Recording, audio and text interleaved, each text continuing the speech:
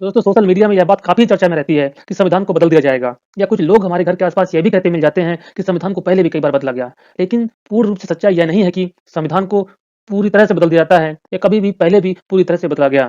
दोस्तों हमारे संविधान में कुछ अनुच्छेद होते हैं, उन अनुच्छेदों में संशोधन मात्र किया जाता है या तो कुछ अनुच्छेद जोड़े जाते हैं या समय के हिसाब से जो अनुच्छेद उपयोगी नहीं रह गए हैं, उनको हटाया जाता है।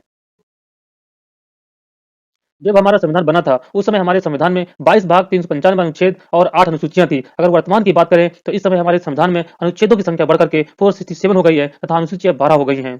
अगर संशोधन को एग्जाम्पल के रूप में देखें, तो हमारे संविधान में मौलिक कर्तव्यों को यानी फंडामेंटल ऑफ ड्यूटीज को 42nd संविधान संशोधन के द्वारा अनुच्छेद 51 ए में जोड़ा गया है।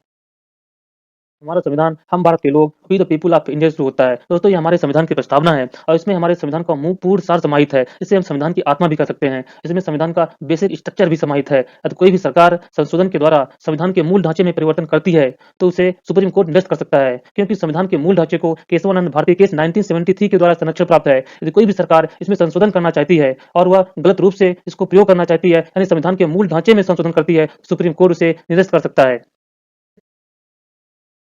जब से हमारा संविधान बना है, तब से अभी तक देखा जाए तो कुल मिलाकर के 106 बार संविधान संशोधन हो चुके हैं और संविधान संशोधन 3 प्रकार से होता है, जिसमें दूसरा और तीसरे प्रकार का संशोधन अनुच्छेद 368 के तहत किया जाता है। पहले प्रकार के संविधान संशोधन के लिए साधारण बहुमत की आवश्यकता होती है, लेकिन जो दूसरा प्रकार होता है, उसके संशोधन के लिए संसद के दोनों सदनों में सरकार को विशेष बहुमत की आवश्यकता होती है। जो तीसरा प्रकार का संविधान संशोधन होता है, उसमें सरकार को संसद में स्पेशल मेजॉरिटी यानी विशेष बहुमत के साथ-साथ कम से कम आधे से अधिक राज्यों के अनुसमर्थन यानी अनुमोदन की भी आवश्यकता होती है।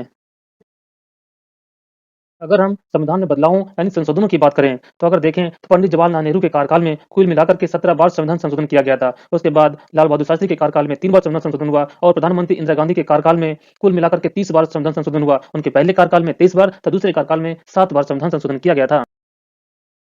प्रधानमंत्री राजीव गांधी के कार्यकाल में भी 10 बार संविधान संशोधन किया गया था। प्रधानमंत्री नरसिम्हा राव के कार्यकाल में कुल मिलाकर के 10 बार संविधान संशोधन हुआ था और प्रधानमंत्री अटल बिहारी वाजपेयी के कार्यकाल में, इनका कार्यकाल 1996 से लेकर के 2004 तक था, उनके कार्यकाल में कुल मिलाकर के 14 बार संविधान संशोधन हुआ था।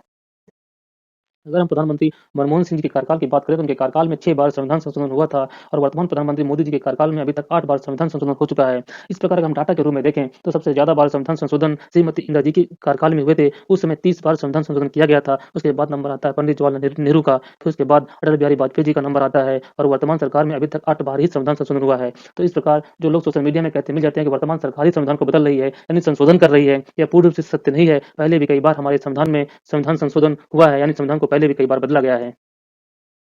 And in the last, like my video, subscribe my channel. Jai Hind. Thank you to all.